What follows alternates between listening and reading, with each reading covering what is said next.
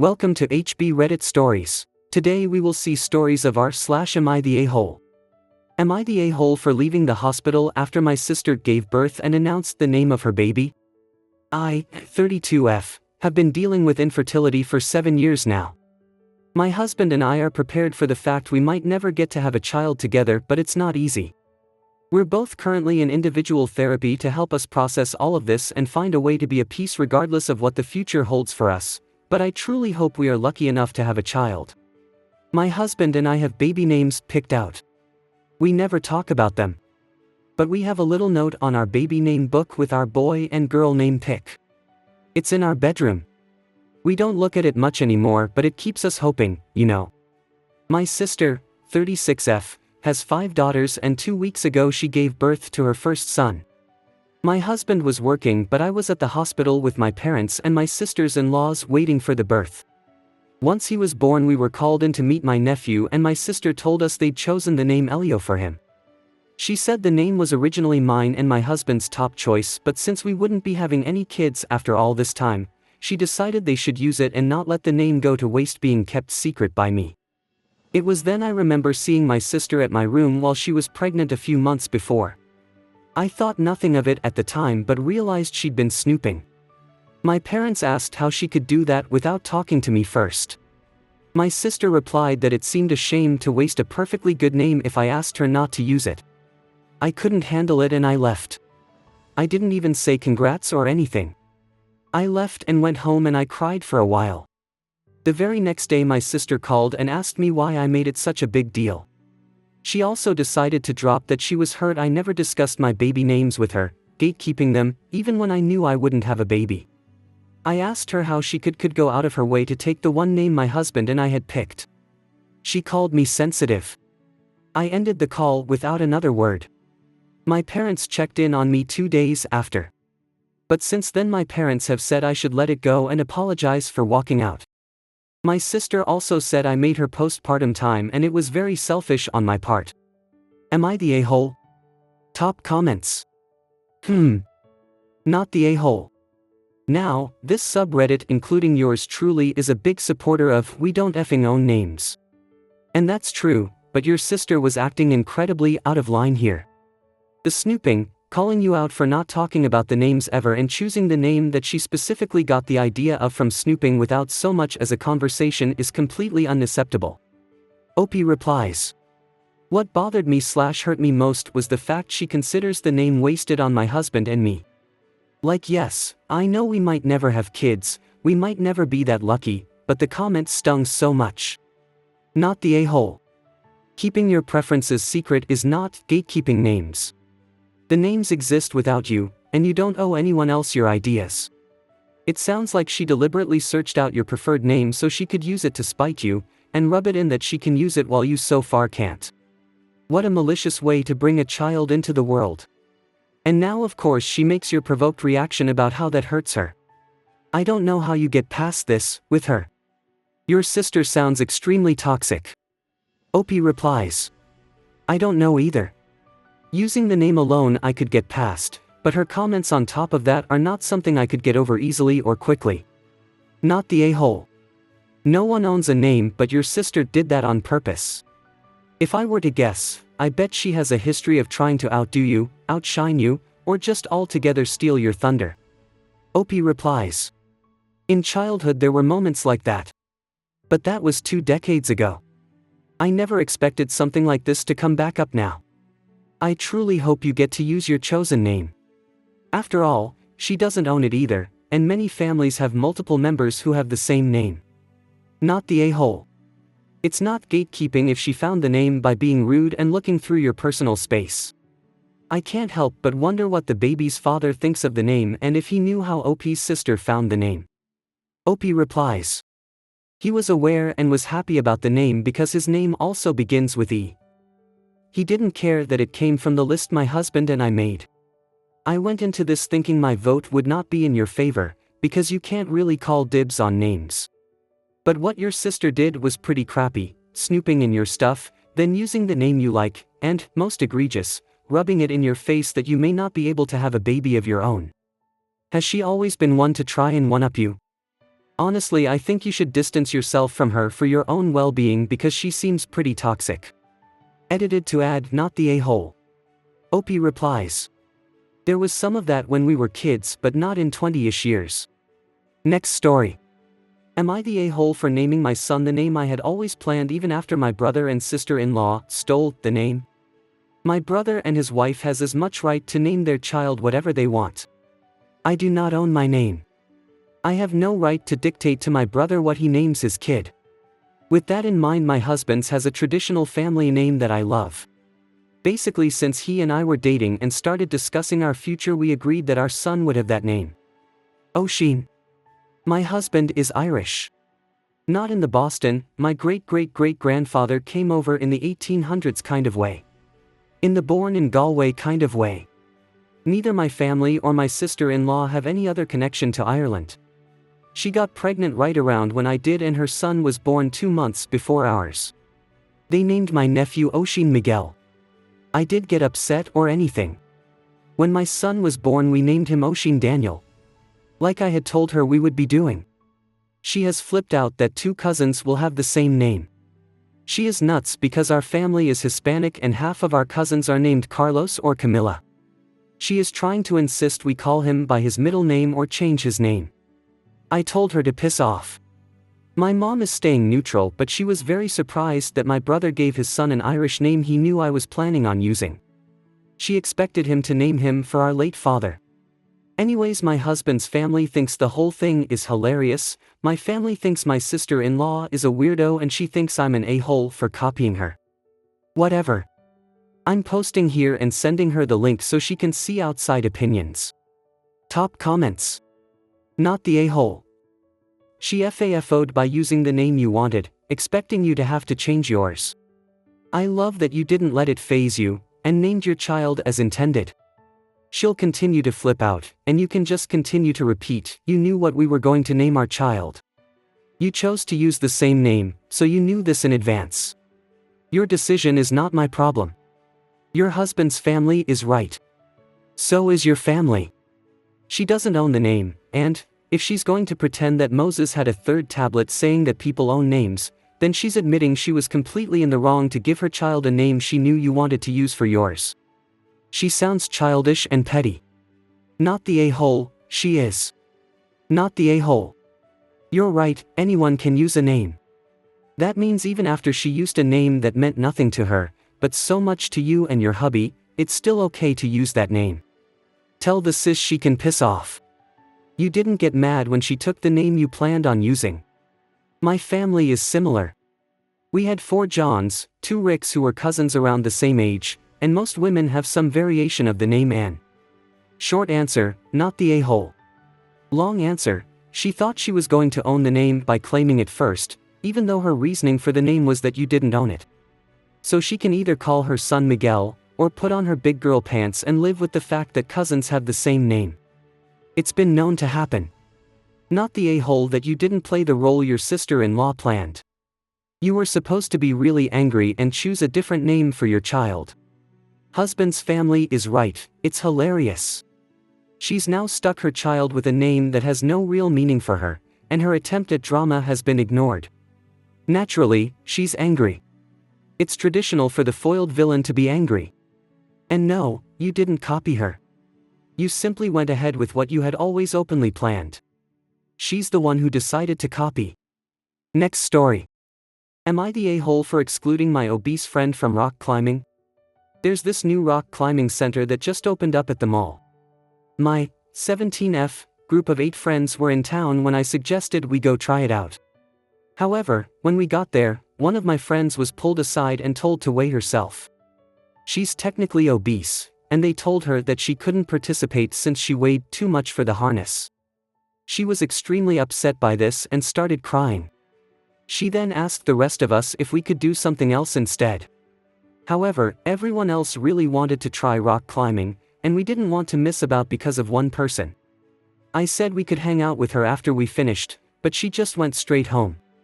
The next day, she texted us saying that we were fake friends for abandoning her and making her feel excluded for her weight.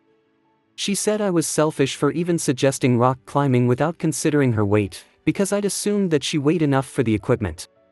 I told her that it wasn't our fault that she wasn't allowed in, but she said the rest of us should have stood by her. Am I the a-hole? Top comments. I'm going with you are the a-hole. If I'm understanding your post, you guys were already out together when you decided to try it. You could have gone and done something else when you found out one friend would be excluded and gone rock climbing on a different day without her. It's not like this was a dedicated trip for the purpose of rock climbing. And you really expected her to sit around alone and wait for you guys to finish? For real.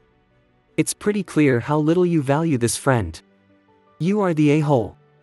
It's fair enough that you didn't know going into it that she wouldn't be able to participate, but continuing with the plans and excluding her even though she was already upset and humiliated was not the behavior of decent friends.